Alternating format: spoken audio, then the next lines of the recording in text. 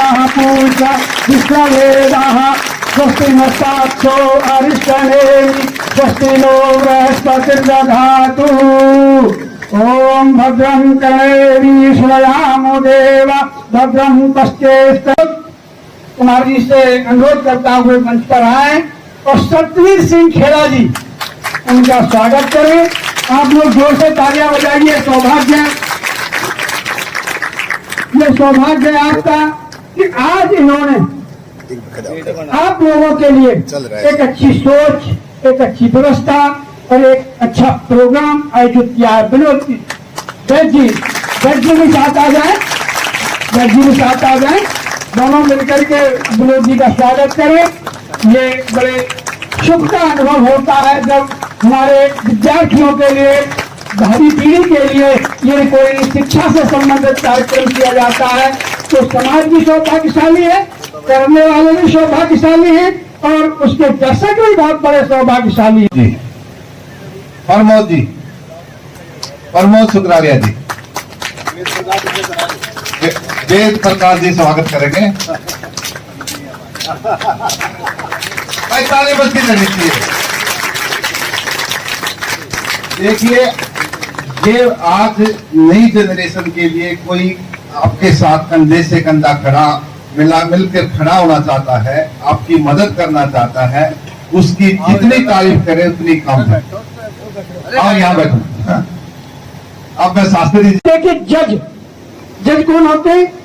Judgement देने वाले, न्याय अधिकारी, जो कठोरतम तपस्या के बाद उस पर बैठते हैं।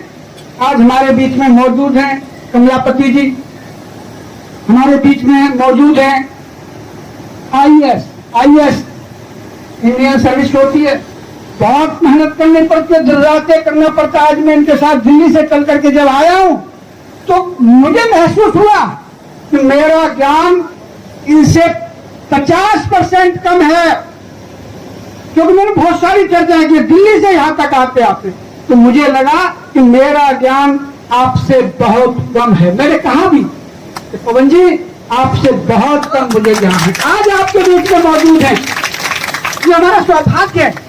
ऐसे महान विनोद की शिक्षा नहीं मिलती है, इसीलिए मित्र भी वो बनाओ। पापान्यवारे योज्यते हिताय गुह्यम च मोहति बोलाने प्रकट करोति आपदगतम पुरुषात् ददात काले सममित्र लक्षणम प्रबलंत संत। संत लोग कहते हैं जो पापों से बचाता है, बुराइयों से दूर रखता है, वही हमारा सच्चा मित्र है। और जो हमें बुराइयों में धकेलता है, बुराइयों के रास्ते बचाता है, वो हमारा मित्र कैसे हो सकता है? वो हमारे बचपन से लेकर बुढ़ापे तक के सारे जीवन को खत्म करने का प्रयास करता है। अब आपके बीच में मैं ऐसे व्यक्ति को बुलाऊंगा जो खेल कूद के मामले में नेशनल स्तर के हैं और खेल कूद के माध्यम से दिल्ली सरकार में एसओ के पद को सुशोभित कर रहे हैं। सतवीर खेड़ा जी, जिन्होंने इस कार्यक्रम के लिए पिछले 6 दिनों से मुझसे कार्य योजना के बारे में लगातार संपर्क लगाते रहे, करते रहे, सोचते रहे क्या करना है, क्या नहीं करना है, कैसे करना है, क्या क्या होना चाहिए। तो मैंने ऐसे सतवीर खेड़ा जी आपके सामने मौजूद हैं और मैं प्रार्थना करूंगा। फील्ड में, इंजीनियरिंग फील्ड में जरूर आपने अपने हाथ आजमाने चाहिए। जो बच्चा अच्छी पढ़ाई कर सकता है, जिसके 99% नंबर आते हैं, तो वो आगे बढ़े। आपके पास इतनी बड़ी फील्ड है, आपको स्पॉन्सर करने के लिए प्रजापति, वेद प्रकाश प्रजापति मौजूद है। ऐसे हम भी हैं, हम भी आपसे जुड़े हुए हैं। तो मैं आपको इसी माध्यम से मैं और दूसरी बात ये कहना चाहता हूँ कि एक मैं देखिए गांव के कबड्डी से खेल से जुड़ा था। जिस भी आप पहले पढ़ाई करो, जब पढ़ाई में आप पीछे कहीं किसी कारण रह जाते हैं तो खेल में कूद जाओ, और खेल में कहीं डगमगा जाते हो तो इंजीनियरिंग में कूद जाओ। तो इसको ITI को छोटा ना ठीक है। थैंक यू, आपने मुझे सुना। धन्यवाद। में खर्च ना करें और अपना शिक्षा के क्षेत्र में लगावें तो ज्यादा धन्यवाद। बहुत बढ़िया। अपने IAS पवन प्रजापति जी जो दिल्ली में है और इन्होंने कठिन तपस्या, कड़ी मेहनत के माध्यम से ये एग्जाम पास किया और आप दिल्ली में विराजमान हैं। हिंदी में है। मैं आमंत्रित करता हूँ आने का।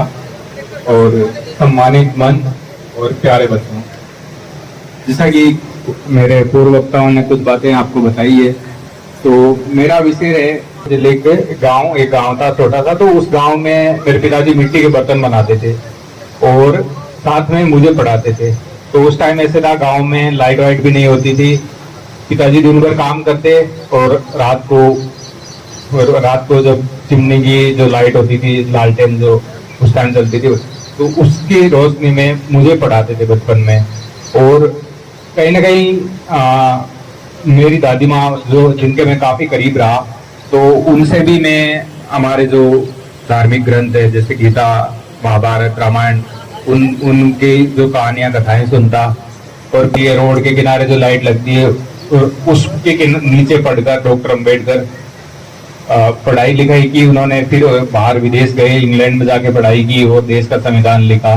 इसी तरह से लाल बहादुर शास्त्री जी, डॉक्टर कलाम की जो उनकी जीवनी भी मैंने पढ़ी, तो उनके बारे में भी पढ़ा था कि किस तरह से उन्होंने कितना संघर्ष किया कि सुबह 4 बजे उठ के, विद्यार्थी काल में 4 बजे उठ के और न्यूज़पेपर बेच के आते और उसके बाद न्यूज़पेपर के पैसे से अपना खर्चा चलाते पढ़ाई का। कॉलेज किया उन्होंने। हाँ, आपकी किसी से, अपने भाई से या उनसे कोई कंपैरिजन या जेलेसी जैसी भावना नहीं होनी चाहिए। आपके लिए पूरी दुनिया खुली हुई है, आप जो चाहो वो कर सकते हो।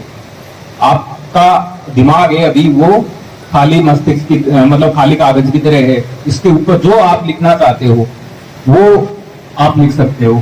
जितना बड़ा आप सपना देखना चाहते हो, चाहे आप कुछ भी सपना देखो, चाहे आप पढ़ाई के क्षेत्र में जाओ, चाहे आप बिजनेस के क्षेत्र में जाओ, चाहे आप स्पोर्ट्स के क्षेत्र में, खेल के क्षेत्र में, बर्बाद होता है।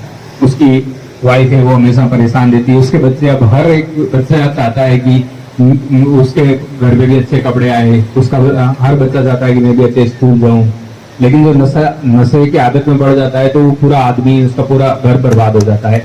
अगर आप नशे में पड़ते हो, और ज्यादातर जो भटकाव होता है वो 14-15 साल से चालू होता है और 20 साल तक मतलब ये आपकी क्रूशियल फेज होती है। तो अगर आप नशे में पड़ गए तो आपके माता पिता के लिए तो वो मरण के समान है। फिर अगर आपकी शादी हो गई तो आपकी वाइफ आ गई तो आपके बच्चों की बहुत बुरी स्थिति होगी कि वो लोगों के मोहताज रहेंगे और समाज में जो आपके बच्चे हैं उनका कोई गलत फायदा उठाएगा। जनरली नशाखोरी में जो करते हैं उनको तो नशे के अलावा कुछ चीज दिखती नहीं है।